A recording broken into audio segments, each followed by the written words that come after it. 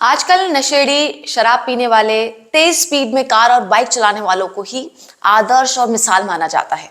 सब car, bike, शराब की बोतल, सिगरेट, नशे करने के साथ स्टोरी डालते रहते हैं, क्योंकि इससे उनको लगता है कि वो ऐसा करने से समाज का जो एलीट क्लब है उससे जुड़ सकते हैं। क्या वाकई ये सच है? आपको क्या लगता है? देहरादून की घटना देखिए, ना तो कोई पहली घटना है और ना ही अंतिम। 5 मित्र, नई इनोवा कार, पार्टी, दारू, लॉन्ग ड्राइव की चर्चा और फिर लाखों बच्चों की तरह अल्कोहल के नशे में सड़क पर। एक BMW उन्हें ओवरटेक करती है और स्पीड 100 से 120, 130, 150 की ओर। कहा जा रहा है कि 2 सनरूफ के बाहर देखकर उत्साहवर्धन कर रहे थे। स्पीड और बढ़ती है, ट्रक आता है और गाड़ी टकराती है। दोनों बच्चों का सर सनरूफ के साथ, कार और शरीर जो है वो अलग हो जाता है। ऐसी दुर्दशा हो जाती है उनकी जिसे लिखना, दिखाना और बताना भी मुश्किल है। इम्पैक्ट इतना भयावह कि नई कार का ढांचा पहचानने योग्य नहीं रह जाता, एक भी सवारी नहीं बचती, उनकी देह क्षत विक्षत। सिर्फ एक उनमें से बचता है और उसकी हालत भी बहुत बुरी। शराब, नशा, गाड़ी और मित्र मंडली ऐसा कॉकटेल है जिसे हर कोई तब तक हल्के में लेता है जब तक कि वो खुद इसका शिकार नहीं हो जाता। सबको लगता है कि वो अजय है, अजीत है, अमर है और उस पर भगवान का हाथ है, लेकिन ऐसा होता नहीं है। ऋषभ पंत के साथ 2022 के 31 दिसंबर को जो हुआ उसे तो पूरे देश ने देखा। एक ऐसा एथलीट जिसके पास सारी की सारी फैसिलिटीज थी, सारी व्यवस्थाएं थी, उसे भी रिकवर करने में 20 महीने लग गए और वो नशे में भी नहीं था, सिर्फ स्पीड में था। तो देखिए, शराब जानलेवा है। सड़क गाड़ी मित्र, रात ना हो तब भी नशे में गाड़ी चलाना जानलेवा है। स्पीड मित्र, समय से कोई मतलब नहीं है।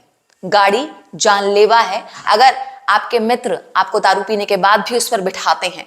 मित्र मंडली जानलेवा है अगर उनमें से एक भी आपको ऐसी स्थिति में कार पर बैठने से ना रोक रहा हो। वीरता और पौरुष सड़क पर दूसरी कार का पीछा करते हुए, भागते हुए मरने में नहीं है। वीरता है स्वयं पर संयम रखना और अपने मित्रों को किसी भी प्रकार से उस समय, उस अवस्था में गाड़ी पर बैठने से रोकना। फिर भी अगर दारू पार्टी करनी है या जो भी कुछ करना है तो आप कमरे के अंदर करिए और फिर कैब करके अपने घर चले जाइए, जहां पर आपके माँ बाप बेसब्री से आपका इंतजार कर रहे हैं।